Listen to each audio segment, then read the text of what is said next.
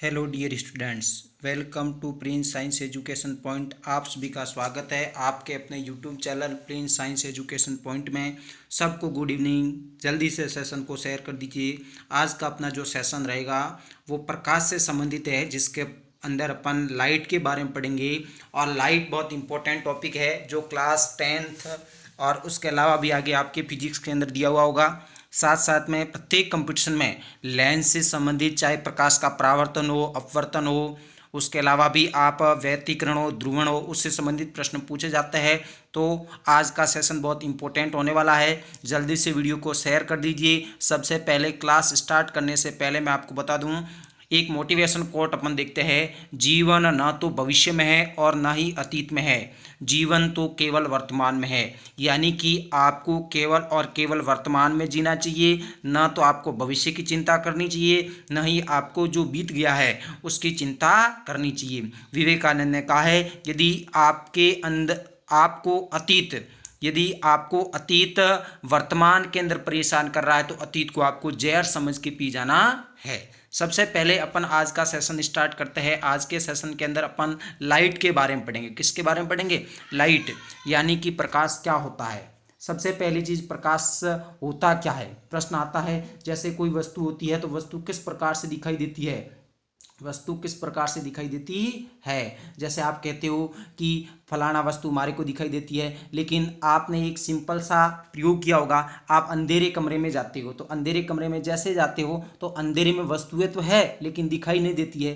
तो आप सामान्यतः ऐसे कह सकते हो कि लाइट चली गई, उजाला आखिर उजाला करो, लाइट चली गई उजाला करो, ऐसे आप शब्द यूज करते हो। तो आखिर ये लाइट है क्या, ये उजाला है क्या। तो सामान्यतः प्रकाश की क्या कंडीशन है, तो मैं आपको सिंपल से एक प्रयोग के द्वारा समझाना चाहूंगा कि इसकी परिभाषा। कोई वस्तु होती है अंधेरे कमरे के अंदर, और जब अंधेरे कमरे में आप जाते हो और जैसे उस वस्तु को आप ढूंढने का प्रयास करते हो तो वो वस्तु आपको दिखती नहीं है। जैसे मैं आपको यहाँ पर समझाऊं, जैसे ये आपका जो पृष्ठ है, ये पूरा एक पेज है। इस पेज के अंदर पूरा इसको रूम मान लो। इस रूम में यहाँ पर मेन गेट है, गेट से जैसे एंट्री करोगे रूम के अंदर पूरा अंधेरा है। उस चीज को आप ढूंढने की कोशिश कर रहे हो, अभी अंधेरा है। आप जैसे जैसे अंदर जाओगे तो उस प्रकार से जाओगे जिस प्रकार से पानी के अंदर गोताखोर डुबकी लगाता है। आप ढूंढोगे लेकिन आपको दिखाई नहीं देगी। जैसे आप लाइट ऑन करोगे, जैसे यहाँ पर लाइट का बटन था, जैसे ही लाइट ऑन की तो ऑन करते ही प्रकाश इसके ऊपर आके गिरा और वो प्रकाश जैसे इसके ऊपर गिरा तो इसके ऊपर प्रकाश गिरने से इसने प्रकाश की किरणों का क्या किया, परावर्तन, और वो प्रकाश की किरण आपकी आंखों के अंदर जाएगी जिससे आपको वो वस्तु दिखाई देगी। आखिर अंधेरे कमरे में आपको वस्तु कैसे दिखाई दी, इसकी परिभाषा यहां से मैं आपको बता देता हूं बिल्कुल सिंपल वे के अंदर। यानी कि प्रकाश की परिभाषा हो जाती है, प्रकाश वह गुण है, प्रकाश एक भौतिक अनुभव है। कैसा अनुभव है? भौतिक अनुभव है। यानी कि ऐसा अनुभव जो आपकी ज्ञानेंद्रियों के द्वारा अनुभव किया जाता है उसको भौतिक अनुभव कहते हैं। प्रकाश एक भौतिक अनुभव है जिसकी सहायता से आप अदृश्य वस्तु को दृश्य कर सकते हो, अदृश्य वस्तु को दृश्य कर सकते हो। अंधेरे कमरे में आप गए, जिस चीज को आप देखने के लिए अंधेरे कमरे में गए हो उस चीज आपको दिखाई नहीं दे रही है, लेकिन जैसे प्रकाश आपके ऊपर गिरा तो यहाँ उसके ऊपर जैसे गिरा तो वो चीज आपको दिखाई दी और आप उसको दिखाई दिए। तो यहाँ पर प्रकाश का सबसे पहले प्रकाश की परिभाषा हो जाएगी, प्रकाश एक भौतिक अनुभव है जो अदृश्य को दृश्य करने का काम करता है। तो सबसे पहले अपन परिभाषा इसकी देखते हैं। प्रकाश एक प्रकार का भौतिक अनुभव है जिसे हम हमारी ज्ञानेंद्रियों द्वारा अनुभव कर सकते हैं। बहुत इंपॉर्टेंट सेशन है भाई, बहुत इंपॉर्टेंट सेशन है। प्रकाश से संबंधित प्रश्न हर कंपटीशन में पूछे जाता है। तो प्रकाश एक भौतिक अनुभव, भौतिक अनुभव का मतलब ऐसा अनुभव जो आपकी ज्ञानेंद्रियों के द्वारा अनुभव किया जाता है, जिसे हम ज्ञानेंद्रियों द्वारा अनुभव कर सकते हैं। अर्थात प्रकाश एक प्रकार की ऊर्जा है जो अदृश्य वस्तु को दृश्य में बदलने का काम करती है। यानी कि ऐसी वस्तु जो अदृश्य को दृश्य बनाने का काम करता है वो क्या वास्तव में प्रकाश है। प्रकाश का अध्ययन, बहुत इंपॉर्टेंट लाइन है, प्रकाश का अध्ययन भौतिक विज्ञान की एक शाखा है जिसका नाम है प्रकाशिकी, जिसको आप 12th के अंदर ऑप्टिक्स के अंदर पढ़ते हो। शाखा में किया जाता है जो चिरसम्मत भौतिकी की एक शाखा है। आपने देखा होगा भौतिकी की मुख्य रूप से दो शाखा, एक चिरसम्मत शाखा, एक दूसरी शाखा है, ठीक है, एक पहले की और एक बाद की। इसके अंदर आप देखोगे तो चिरसम्मत भौतिकी है, उसी की शाखा एक है रे ऑप्टिक्स, यानी कि प्रकाशिकी। और प्रकाशिकी एक बहुत इंपॉर्टेंट सेशन चलता है फिजिक्स के अंदर, 11वीं 12वीं के अंदर आप देखोगे। लेकिन अपन एक कंपटीशन के हिसाब से देख रहे हैं, नॉर्मल प्रकाश के बारे में अध्ययन कर रहे हैं, तो आपको ध्यान रखना है प्रकाश का अध्ययन प्रकाशिकी के अंदर किया जाता है। उसके अलावा आपको यहाँ पर क्या ध्यान देना है, प्रकाश के गुजरने के आधार पर 3 प्रकार की वस्तुएं होती है। यानी कि ये कोई वस्तु है, इसमें से प्रकाश गुजरता है, तो इसके आधार पर वस्तुएं 3 प्रकार की होती है। प्रश्न पूछ सकता है आपसे, ठीक है, सिंपल प्रश्न पूछता है कंपटीशन के अंदर। एक होती है पारदर्शी, जिसके आर पार प्रकाश गुजर जाए, जैसे कांच है,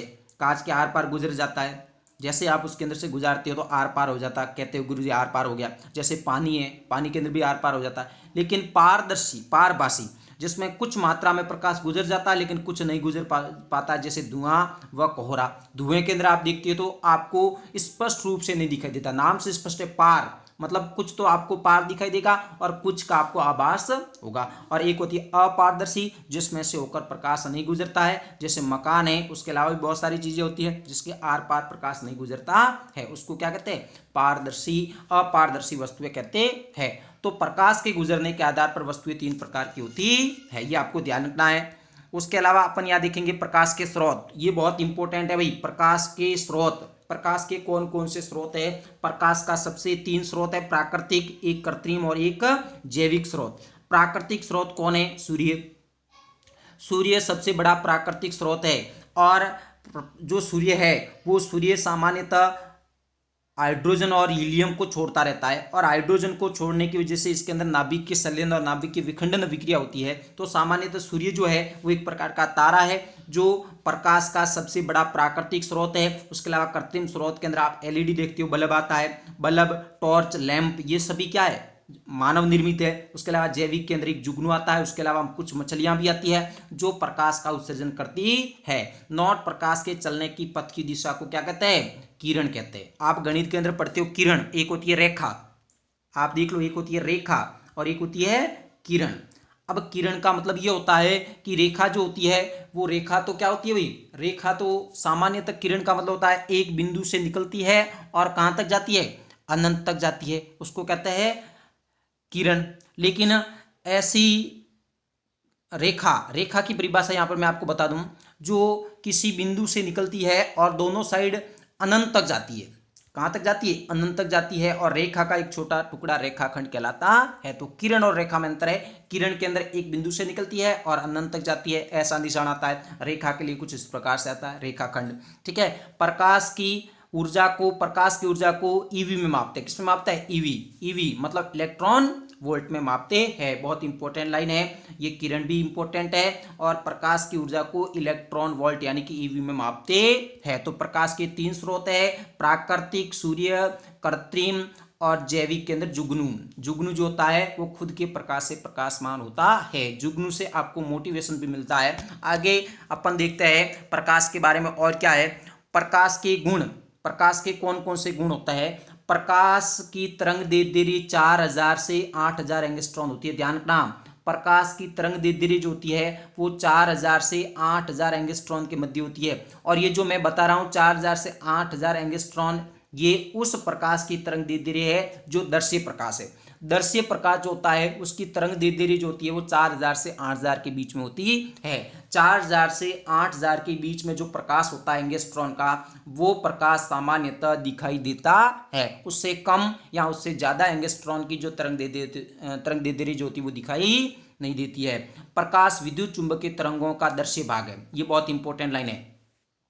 प्रकाश विद्युत चुंबकीय तरंगों का दर्श्य भाग है। विद्युत चुंबकीय जो तरंगें होती है उसका दर्श्य भाग है। दर्श्य भाग का मतलब होता है विद्युत चुंबकीय तरंगों के अंदर आप देखोगे विद्युत चुंबकीय तरंगें टोटल 7 तरंगें, अभी मैं आपको बताऊंगा।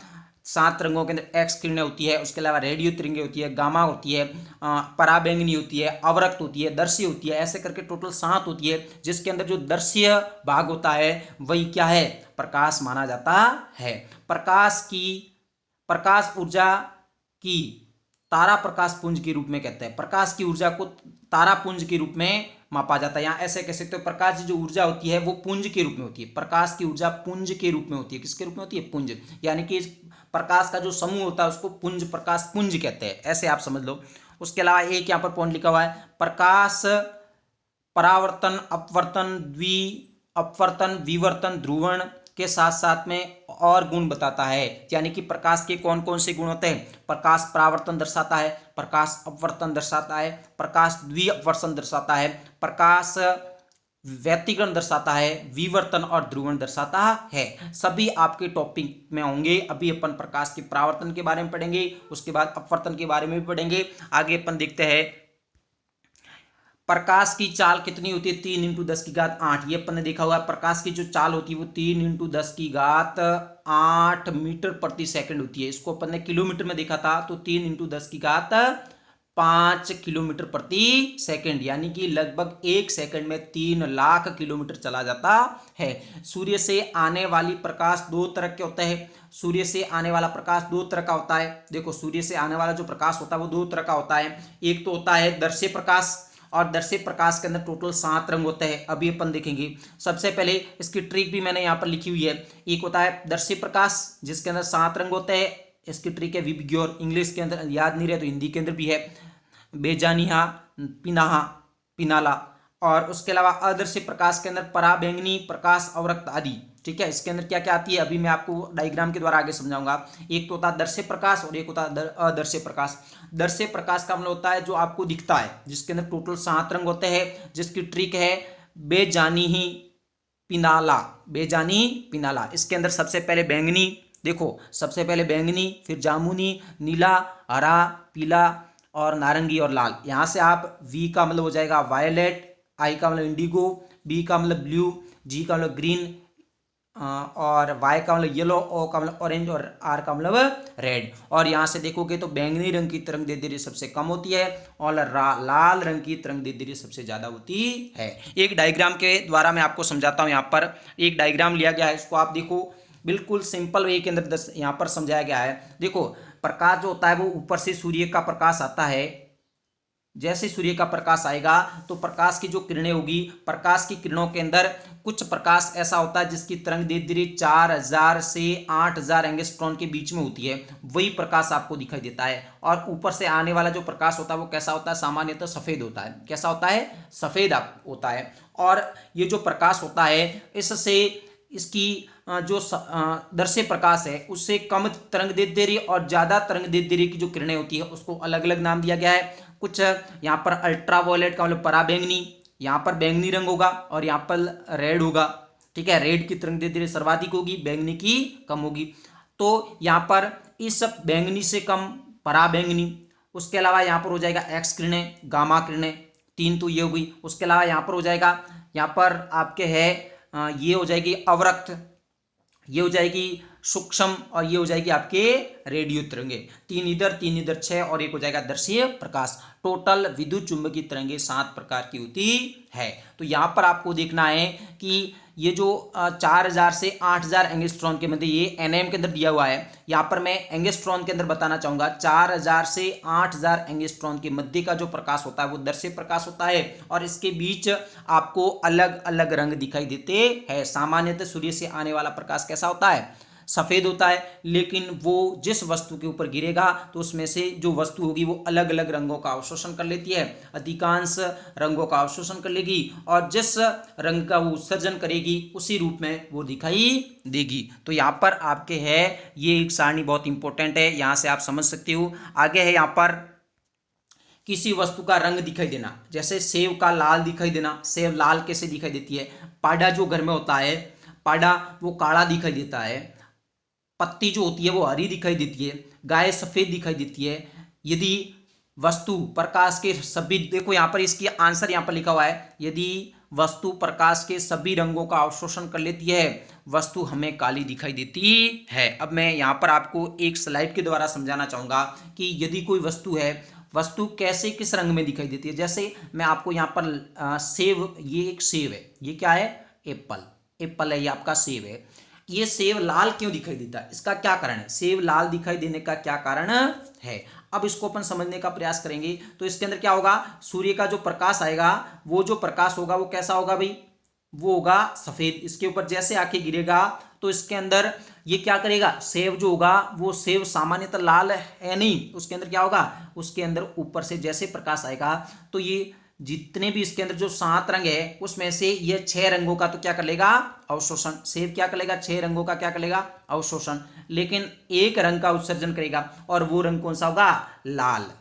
यदि लाल रंग का उत्सर्जन करेगा तो वो लाल दिखाई देगी, यदि हरे रंग का उत्सर्जन करेगी तो हरा दिखाई देगा, यदि वो अलग अलग रंगों का उत्सर्जन करेगी तो अलग अलग रंग का दिखाई देगा। तो सिंपल सा कॉन्सेप्ट है, अलग अलग रंग दिखाई देने का कारण। जैसे पत्ती की बात करें, पत्ती जो होती है वो हरी दिखाई देती है, क्योंकि सूर्य का प्रकाश जैसे आएगा सफेद रंग का होगा, इसके ऊपर आके जैसे ही गिरेगा तो 6 रंगों का तो ये क्या कर देगा, अवशोषण। 6 रंगों का क्या कर देगा, अवशोषण, मतलब उसको अवशोषित खींच लेगा। लेकिन एक रंग का उत्सर्जन करेगा, और वो कौन सा होगा, हरा रंग होगा, तो हरा वो दिखाई देगी। तो हरा का क्या कारण है, यहाँ पर फिजिक्स के हिसाब से इसके हरा दिखाई देने का कारण क्या है, ये हरे रंग का उत्सर्जन करती है। अब मैं आपको यहां पर दिखाना चाहूंगा, गाय तो सफेद दिखाई देती है, गाय तो सफेद दिखाई देती है, लेकिन जो पाड़ा होता है यानी कि जो भैंस होती है वो काली दिखाई देती है। क्यों, आखिर गुरुजी ऐसा क्यों है कि भैंस होती है वो काली दिखती है लेकिन गाय सफेद दिखती है।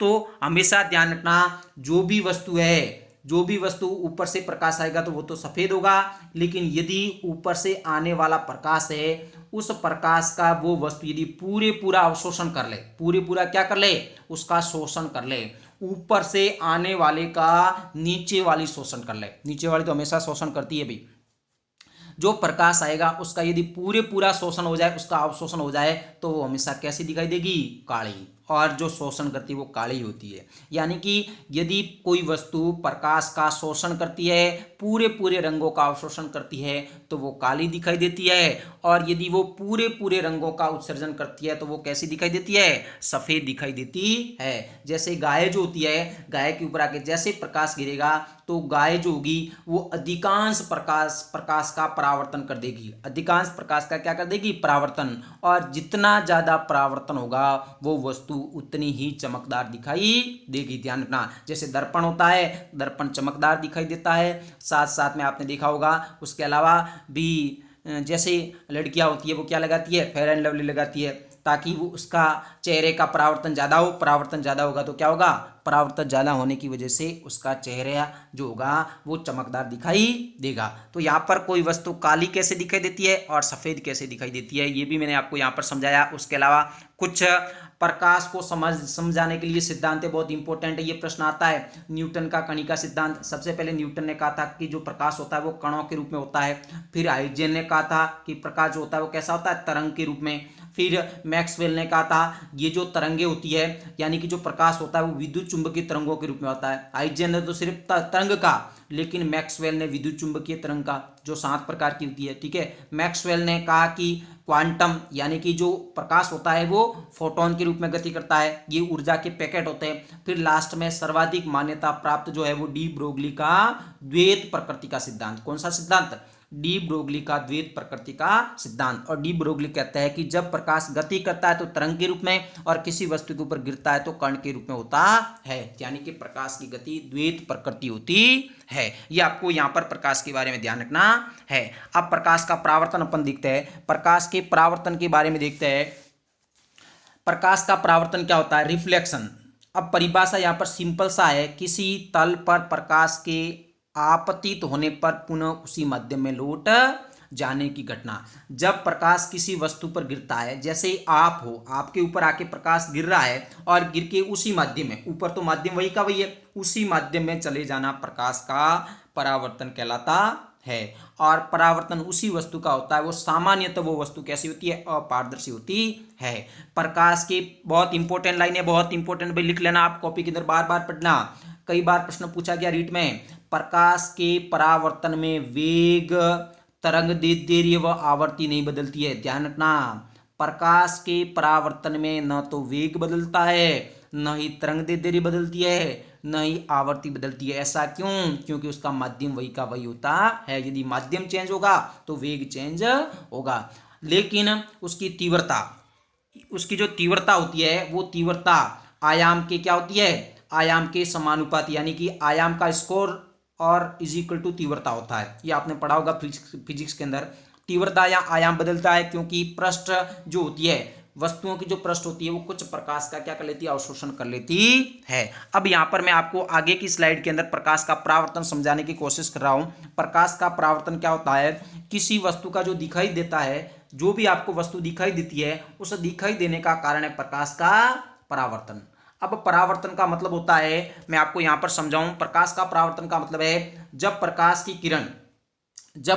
की किरण आएगी और किसी वस्तु से टकराएगी और टकराकर वापस उसी माध्यम में चली जाएगी। प्रकाश की किरण यहां से आई, यहां पर टकराई और टकराने के बाद वापस उसी माध्यम में चली जाती है, उसको कहते हैं प्रकाश का परावर्तन। और यदि प्रकाश की किरण यहां से आती है और आकर दूसरे माध्यम में जाकर अपने पथ से विचलित हो जाती है, उसको अपवर्तन कहते हैं। तो यहां पर आपको ध्यान देना है, प्रकाश का परावर्तन जो होता है, प्रकाश का परावर्तन का मतलब हो जाएगा जब प्रकाश किसी एक माध्यम से आकर किसी वस्तु से टकराकर उसी माध्यम में वापस चला जाता है, या उसकी किरण होती है वो उसी माध्यम में वापस चली जाती है, उसको प्रकाश का परावर्तन कहते हैं।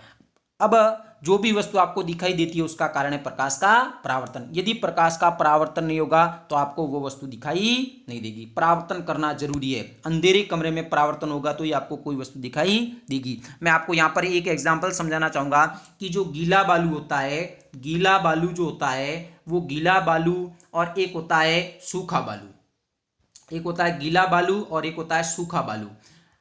गीला बालू जो होता है वो और सूखा बालू दोनों के अंदर आप देखोगे तो गीला बालू और सूखे बालू के अंदर, सूखा बालू जो होता है उसके अंदर, सूखे बालू के अंदर प्रकाश का परावर्तन होने की वजह से वो चमकदार होता है, लेकिन गीला बालू जो होता है उसके अंदर पानी होता है, जिसकी वजह से पानी क्या करेगा, प्रकाश का अवशोषण करेगा, तो वो चमकदार नहीं होता है। तो किसी वस्तु का चमकदार होना प्रकाश का परावर्तन को दर्शाता है। उसके अलावा मैं ऐसे कह सकता हूँ, दर्पण जो होता है वो दर्पण भी आपको चमकदार दिखाई देता है, इसका कारण भी क्या है, इसका कारण भी प्रकाश का परावर्तन है। तो यहाँ पर परावर्तन के बारे में अब मैं आपको बताना चाहूंगा परावर्तन के नियम।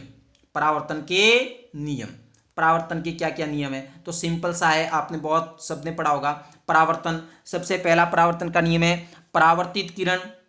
अब यहां पर मैं आपको समझाना चाहूंगा, ये कोई एक आपके परावर्तक पृष्ठ है, जब प्रकाश की किरण यहां से आकर टकराएगी, टकराकर उसी माध्यम में वापस चली जाएगी, तो इसके बीच में एक यहां पर एक लाइन खींची जाती है, उस लाइन को आप क्या कहते हो, अभिलंब कहते हो। क्या कहते हो, अभिलंब।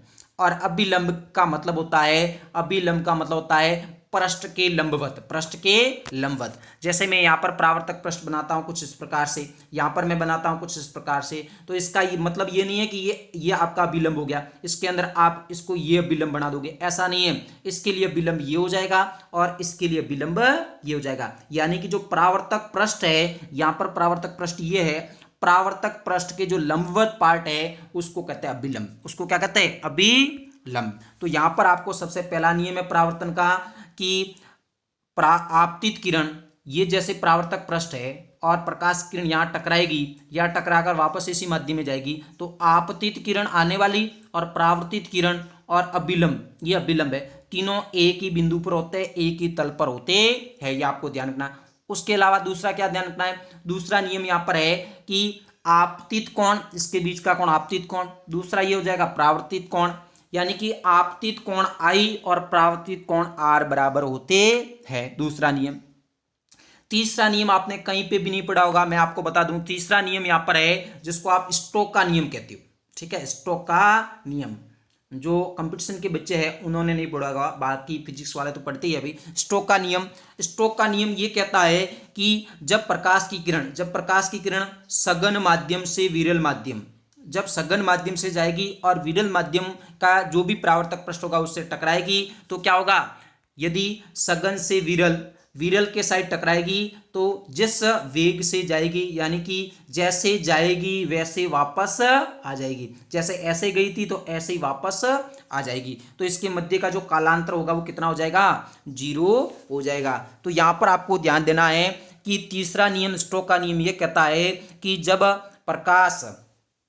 प्रकाश सघन माध्यम से विरल माध्यम की किसी पृष्ठ से टकराता है तो जितने वेग से जाता है उतने वेग से वापस आ जाता है। विरल का मतलब कमजोर है, सघन का मतलब मजबूत है। यदि आप मजबूत हो, सामने वाला कमजोर है, तो कमजोर के ऊपर जाके आप आक्रमण करोगे तो आपकी ताकत में कोई लॉस नहीं होगा। लेकिन यदि उल्टा कर दे, यदि विरल माध्यम की से कोई प्रकाश की किरण जाएगी और सघन से टकराएगी तो क्या आएगी, क्या हो जाएगा कि विरल से सघन की ओर जाएगी तो पछाड़ खा के आएगी। कैसे आएगी, पछाड़ खा के आएगी, मतलब ऐसे आ जाएगी। कैसे आ जाएगी, ऐसे आ जाएगी। तो इसके कालांतर के अंदर परिवर्तन हो जाएगा और कालांतर का मान 180 डिग्री हो जाएगा। तो यहाँ पर स्टोक के नियम के अंदर ध्यान रखना, जब प्रकाश की किरण सघन माध्यम से विरल माध्यम के किसी पृष्ठ से टकराती है तब उसके कालांतर का मान 0 होता है, लेकिन जब विरल माध्यम से सघन माध्यम के किसी परावर्तक पृष्ठ से टकराती है तो उसके कालांतर में परिवर्तन हो जाता है और कालांतर का मान 180 डिग्री हो जाता है। ये प्रश्न पूछा गया प्रश्न है और ये प्रश्न पूछा गया था आपके कनिष्ठ वैज्ञानिक सहायक 2019 की एक एग्जाम हुई थी। वैज्ञानिक का जो सहायक होता है यानी कि जो एलडीसी लेवल का एग्जाम होता है उसके अंदर पूछा गया प्रश्न है। ध्यान रखना, ये तीसरा नियम बहुत इंपॉर्टेंट नियम है। 2 नियम तो सब पढ़ते हैं, आपतित किरण, परावर्तित किरण तथा विलंब तीनों एक ही तल पर होता है, साइन आई और साइन आर बराबर होता है, लेकिन कभी आपने स्टोक का नियम सामान्यतः नहीं पढ़ा होगा, तो ये आपको ध्यान रखना है। चौथा और मैं आपको बताता हूं यहाँ पर चौथा पॉइंट और ध्यान रखना नियम के अंदर कि खड़ी आएगी तो खड़ी जाएगी। क्या कह रहे हो गुरुजी मैं ये कह रहा हूं कि यदि प्रकाश की किरण किसी परावर्तक पृष्ठ से ऊपर से आएगी, सीधी आएगी, मतलब खड़ी आएगी तो खड़ी वापस जाएगी। जैसे ये आ रही है किरण, यहां से सीधी आ रही है तो वापस इसी माध्यम में चली जाएगी। मतलब ऐसे कह सकते हो कि ये परावर्तक पृष्ठ से और ये प्रकाश की किरण यहां से आई तो जैसे ये आई वैसे ही वापस चली जाएगी। मतलब यहां पर मैं ये समझाने जा रहा हूं, खड़ी आएगी तो वापस खड़ी जाएगी। तो इसकी मध्य आपतन कोण और परावर्तन कोण का मान 0 डिग्री होगा। और यहां पर खड़ी आएगी तो खड़ी जाएगी। घर के अंदर आपने देखा होगा सासू और बहू आपस में लड़ती है तो बहू कहती है कि मैं ऊब भी आई थी और आड़ी जाऊंगी। ये आपने पढ़ा हो। मतलब कहने का मतलब मैं आपको समझाने जा रहा हूँ कि जब सासू और बहू आपस में लड़ती है तब बहू कहती है सासू से कि मैं तो खड़ी आई थी, मतलब मैं ऊपी आई थी और अड़ी जाऊंगी, मतलब ऐसे आई थी और ऐसे जाऊंगी, मतलब मैं वापस नहीं जाऊंगी। कहने का मतलब यही है। लेकिन यहाँ पर आपको वो नियम नहीं लगाना है, खड़ी आएगी तो खड़ी जाएगी। ये आपको पॉइंट यहाँ पर ध्यान देना है। तो अपन ने यहाँ पर प्रकाश का परावर्तन पढ़ा। देखो प्रकाश का परावर्तन पढ़ा, सबसे पहले प्रकाश पढ़ा, प्रकाश के गुण जितने भी है उसको लिख लेना। प्रकाश की प्रकृति, प्रकाश के सिद्धांत, कोई वस्तु कैसी दिखाई देती है, पाड़ा काला क्यों दिखाई देता है, गाय सफेद क्यों दिखाई देती है, इसका कारण भी अपन ने देखा। प्रकाश का परावर्तन दिखा। यदि यहाँ पर मैं आपको समझाना चाहूँ कि यदि कोई प्रकाश की किरण के मध्य आपतन कोण, ये आपतन कोण है, ये परावर्तन कोण है, आपतन कोण का मान 60 डिग्री है तो परावर्तन कोण का मान भी कितना हो जाएगा, 60 डिग्री हो जाएगा। यहां से जो भी आपसे आंकिक प्रश्न पूछे तो आपको ध्यान रखना है। तो ये आपके पॉइंट यहाँ पर है, बहुत इंपॉर्टेंट पॉइंट है, तो ये आपको ध्यान रखना है। कुछ आप प्रश्न यहाँ पर लिख सकते हो, कुछ प्रश्न यहाँ पर आपको ध्यान देने हैं। एक प्रश्न आप लिख लो, प्रकाश, मैं प्रश्न यहाँ पर आपको लिखवा देता हूँ। प्रकाश यदि आपतन कोण, यदि आपतन कोण का मान 30 डिग्री है, यदि आपतन कोण का मान 30 डिग्री है तो आपतित किरण व परावर्तित किरण के मध्य कितना कोण होगा। आपको आंसर बताना है, आपको सॉल्व करके कमेंट के अंदर आंसर बताना है। यदि आपतन कोण का मान 40 डिग्री है, आपतन कोण का मान 40 डिग्री है तो 30 डिग्री है तो आपतित किरण व परावर्तित किरण के मध्य का मान आपको बताना है। पहला प्रश्न। एक और प्रश्न लिख लो, यदि आपतित किरण परावर्तक पृष्ठ से 30 डिग्री का कोण बनाती है, यदि आपतित किरण परावर्तक सतह से 30 डिग्री का कोण बनाती है तो परावर्तक कोण का मान बताइए। दोनों प्रश्न के आंसर आपको कमेंट के अंदर देने हैं।